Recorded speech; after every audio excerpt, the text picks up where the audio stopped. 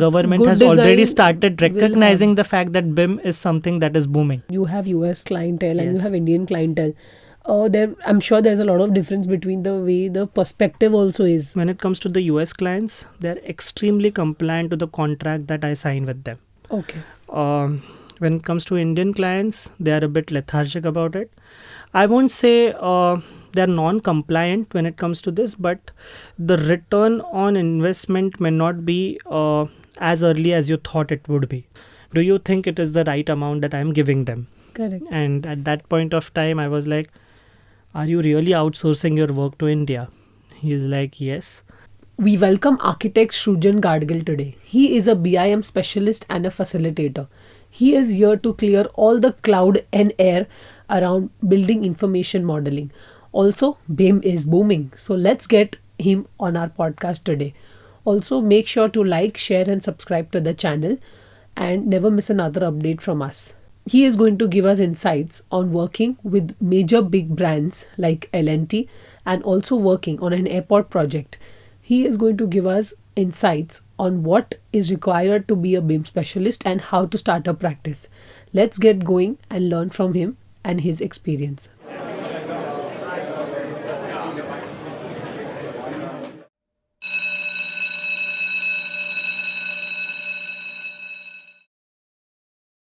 Welcome Srujan Gadgil to Serial Designer.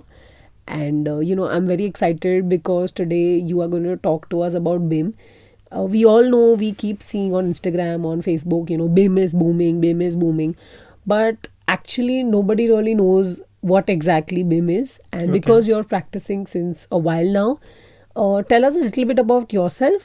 So, to answer your first question, um, I did my undergraduation from IES College of Architecture in architecture, and then something happened. I was working with one of a renowned firm.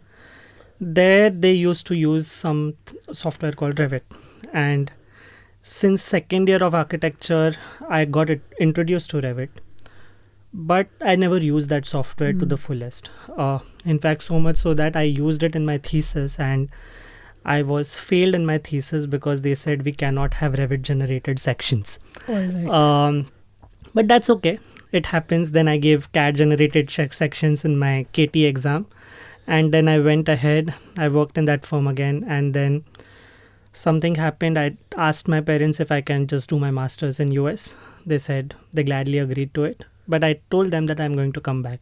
Something in my mind told me that I want to Correct. come back, but things change. So I went to US, and during my 2 years when I learned out there, I did general architecture only, but I used Revit a lot during those 4 semesters. And that's when I realized that somewhere down the line, I have a hold of this software.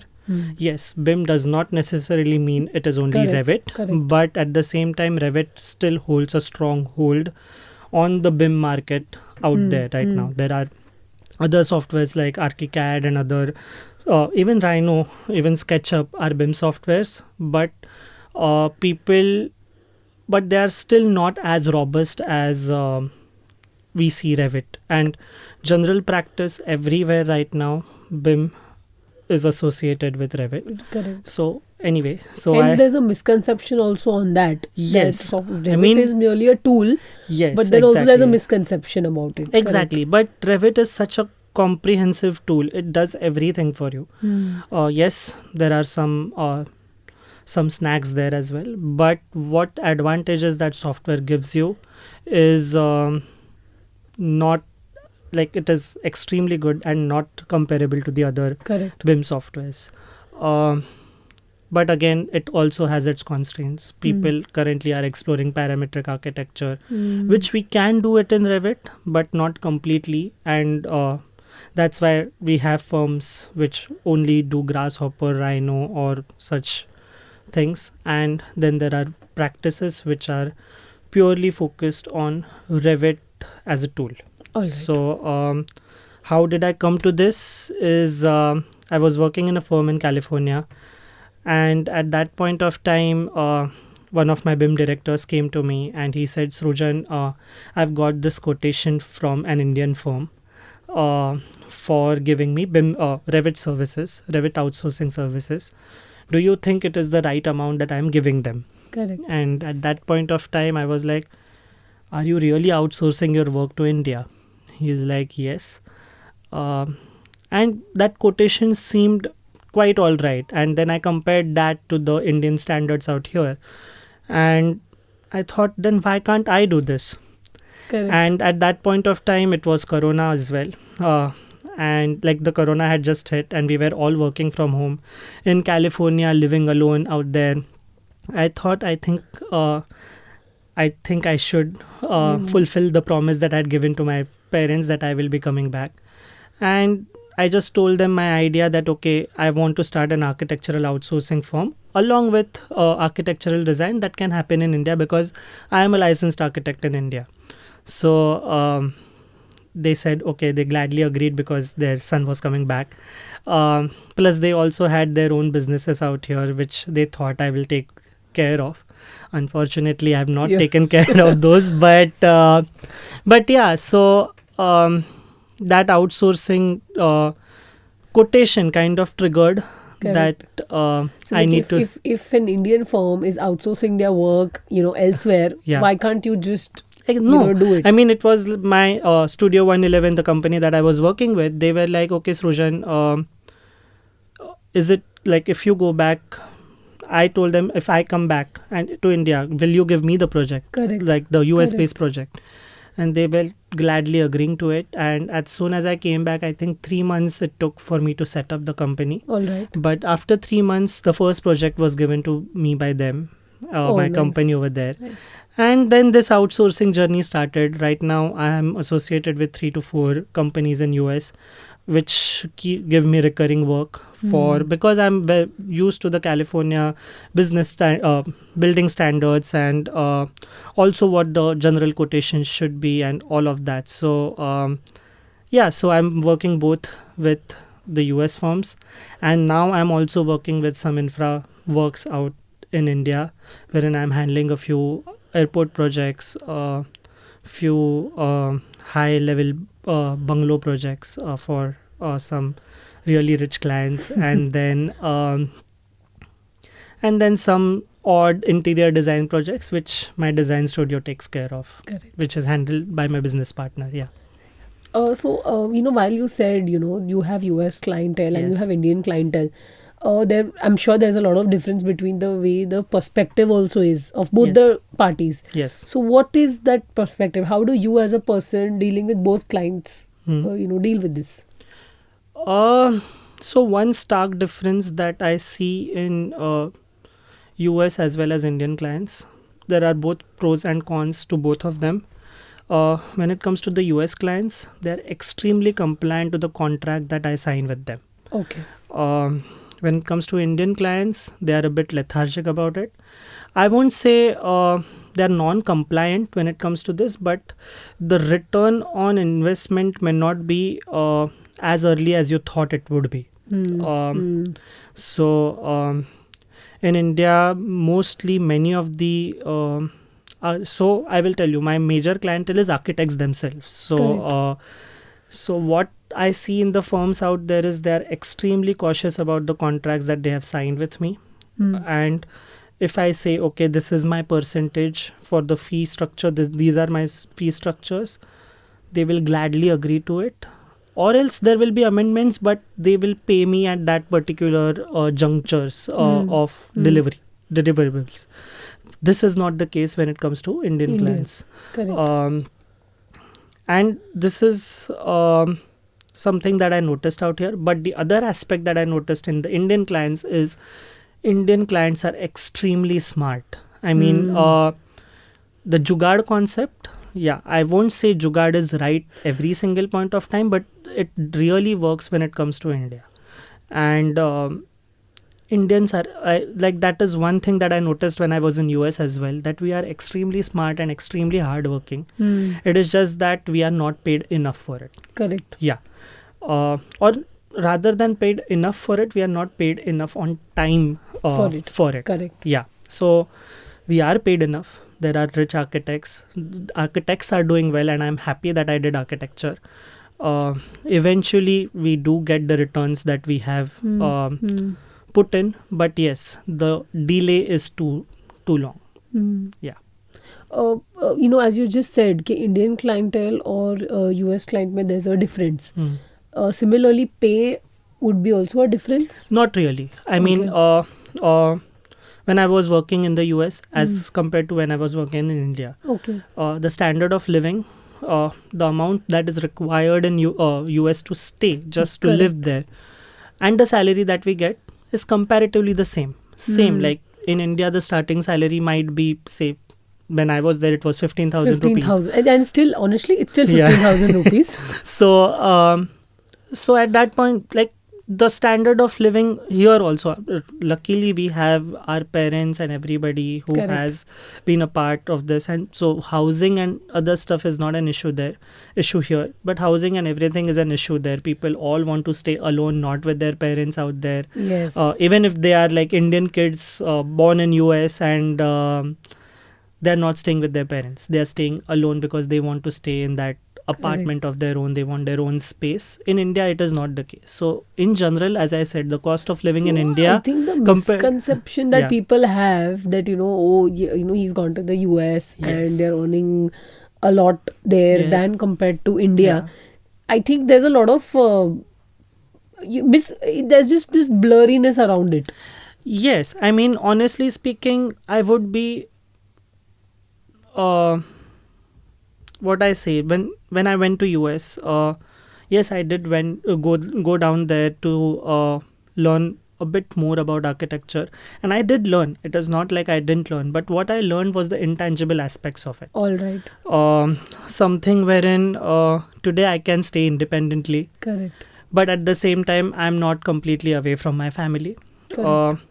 I learned something that we call a global perspective. My studio partners, like in my first studio, my studio partner was from Indonesia. In my second, he was a Chinese, and in my third, she was a American herself. So in all of this, how they tend to give their design angle to any project varies a lot. Like when it was with my Chinese co-part, he was extremely meticulous. He used to be like he was a factory when it came to creating views, creating like those. And again, decision making was quick. Like how Indians are fast paced, I noticed the same thing with the Chinese counterpart. When it came to the Indonesian guy, he was exploratory. He was a guy who didn't shy away from exploring different forms. I mean, in my entire life of my undergrad and till those 2 semesters that I was a part of when he met me, I was designing rigid structures. Not rigid, matlab, something without curves, I would say, and something without those wavy forms and stuff like that. But as soon as I met this Indonesian guy, automatically even my thinking started in that way. It's obvious to get influenced by people you are working with. But he was extremely confident about his design. I mean, that is a difference that I saw, that yes, they are probably the way they were taught undergraduation, they were asked to explore more. And there are colleges in India also which allow you to explore more. But when it comes to the way I learned the 5 years of architecture, we were taught extremely practical knowledge that okay, ये toilet के नीचे ये toilet आना चाहिए वगैरह वगैरह. And I think all systems are good. Technical knowledge has to be there, and that's why when I started my firm, I always call myself the technical part of the firm, like the idea and the process. So I'm the process part of the firm, and my business partner, she's the idea part of the firm. So coming back to the topic of the perspective of US to India, I feel that both the perspectives are right at their own points, but at the same time, the smartness that India brings is a notch higher than any 100%. Other country. Also, this BIM software, BIM, when does it get into an architectural process? At what stage you as a BIM specialist, as a facilitator, enter the architectural process? So I would say that, as I told you, BIM is not just Revit. So it can come from basic concept level itself. Okay. But to put in Revit perspective, it comes after the design development is done. All right. So we have the CD stage, that is the concept stage. Then we have the DD stage, which is the design development stage. Correct. Ideally, you should start navigating from SketchUp to or Rhino to this particular, like during the design development stage. Yes, the design may continue, but at the same time, you should start navigating into Revit, which is your Correct. sheet and like the good for construction documentation software. Okay. So this is DD. Then we have the working drawings. Working drawings ke baad we have the shop drawings or the GFC, and then we have the as built. So from working drawings se leke as builds tak, it is where BIM comes handy the most, because that is also the time when we give out tender packages, wherein Alright. there are quantifications, specifications, everything. Because as I told you, Revit or Revit is a software which is robust, which gives you all these details. Correct. The only thing is it has not boomed as it should boom in India till now. So that is the problem. So people generally tend to use CAD after they are done with the 3D modeling, the SketchUp and the general views that they create. They use CAD, and CAD is definitely not a tool that now we should use going forward. Yes, softwares are costly. People Yeah. are going to come behind you if you don't have licensed softwares. But I feel that it is high time that we invest in Good good softwares. software, and not be someone like, I have seen some people who are now veterans in architecture, I would say, but they are still not comfortable getting into BIM. And honestly speaking, for Indian market, outsourcing to an Indian guy is a costlier affair than putting it in your own office. Correct. So It's high time. I mean, that it is good for you me, just but hire exactly. it It's is high good for time me. You just Yeah. hire a person Who knows BIM? who knows BIM, and you Yes. hire him for good. Yes, but you should also be aware, and you should be completely involved in the process. I mean, I am not saying that you should learn the software, but you should be aware of the caveats of the software. What is the best tool that you can use at what stage? You need to know all of that. What happens with our veterans in architecture, and I'm not going to point fingers at anybody, but this is just a general trend that I've been seeing in architecture, is people tend to keep on changing their design after design development. Okay. And that is again a difference that I noticed both in US and India. Because unless and until we don't freeze a design in US, we don't start construction only of that particular project. Yes, there are a few things that may change due Minor to site revisions, yes. due to site conditions or something like that. We found a rock, we found something out there. Yes, we need to change it. But because we can't predict that there is a rock down there Correct. before excavation. So yes, changes may happen, amendments can happen, but again, the design is stopped the site is stopped at that particular point of time. People are given time to rectify their design, and then only the process. So Revit is not a good software when it comes to these constant design Major changes. revisions. Yes. It is definitely not a great software because it takes a lot of time. SketchUp mein kya hai, push pull karo, ya like Correct. there are some grasshopper may just change Give the a few codes. codes, correct. Yeah, and you can change that. But at the same time, when it comes to Revit, it is not a smart software. To put it very like in a crude way, it is like अगर Revit में मैंने model ही change किया तो मेरे dimensions उड़ जाते हैं. All right. So again, like it is a pain to redo all the sheets. So I mean, yes, the advantages are your sections and your elevations and everything automatically updates once you update it. But the basic thing that we use Revit for is creating those sheet set. Correct. It is not just that हाँ 3D model 3D बनाया modeling. हाँ, 3D it is modeling is not not the about- aim of Revit. no, it is correct. definitely not. It is 2D drawings only, but in such a way that you are not getting affected by changing one thing. In CAD you have to change all the drawings. That is not the case. In Revit you have to change only a few, like you have to only change the annotations, but your sections, elevations, everything automatically update once you update one thing. Correct. So yeah, so people need to understand when to stop their design, and then it is purely Just about wait construction, and that's where I think the learning curve for Indians is. And it is definitely not in a derogatory way. We are there, we are now booming into this particular BIM as a space, as you just mentioned during the start of the video. BIM is Yeah. booming, BIM is booming. Yeah, but you know there is so much hype about it. Yes.